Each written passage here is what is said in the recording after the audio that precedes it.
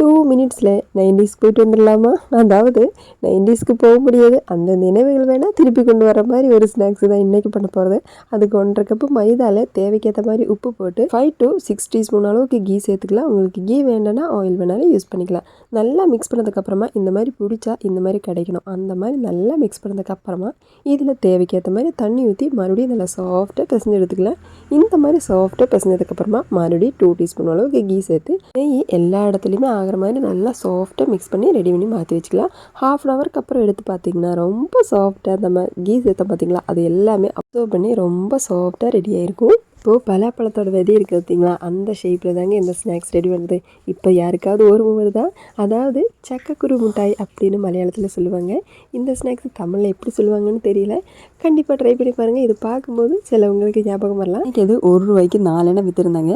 ஒன்று வாயில் போட்டு முதல்ல இனிப்பு மொத்தமே உறிஞ்சி குடிச்சதுக்கு அப்புறமா கடிச்சு சாப்பிட்றோம். ஏன்னா சீக்கிரமாகவே தீந்துடும் அப்படிங்கிறனால மெல்லமாக தான் சாப்பிட்றது.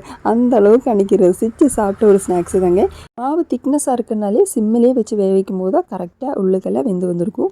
இப்போ 3/4 கப் அளவுக்கு ஜாகரி போட்டதுக்கப்புறமா கொஞ்சமாக தண்ணி ஊற்றி நல்லா கொதிக்க விட்டதுக்கப்புறமா அதில் வேஸ்ட்டுகளையெல்லாம் எடுத்து வடிகட்டினதுக்கப்புறமா தான் ஃபுட் கலர் சேர்த்துருக்கணும்.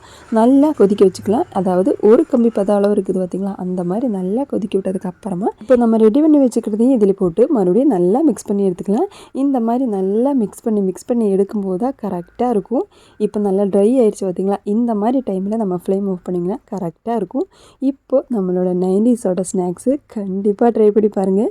யாருக்கு தான் பிடிக்காது இந்த ஸ்நாக்ஸு? மிஸ் பண்ணாமல் ட்ரை பண்ணி பாருங்கள். ஆனதுக்கப்புறம் எடுத்திங்கன்னா ரொம்ப டேஸ்டியான 90ஸோட ஃபேவரட் ஸ்நாக்ஸுங்க. கண்டிப்பாக ட்ரை பண்ணி பாருங்கள். இதை பார்க்கும்போது 90ஸ்க்கு பல ஞாபகங்கள் கண்டிப்பாக வரும். யாருக்கெல்லாம் அந்த மாதிரி ஞாபகம் வந்திருந்தால் கண்டிப்பாக கமெண்ட் பண்ணுங்கள். பிடிச்சிருந்தா மறக்காமல் ட்ரை பண்ணி பாருங்கள். எவ்வளோ கிறிஸ்பியாக இருக்குது பார்த்திங்களா? மிஸ் பண்ணாமல் ட்ரை பண்ணி பாருங்கள். இப்போது டேஸ்ட் பண்ணி பார்க்கலாம். டேஸ்ட் பண்ணி பார்த்தா வாயில் வைக்கிறதுக்கு முதல்ல வாயில் அந்தளவுக்கு எச்சி விடுது.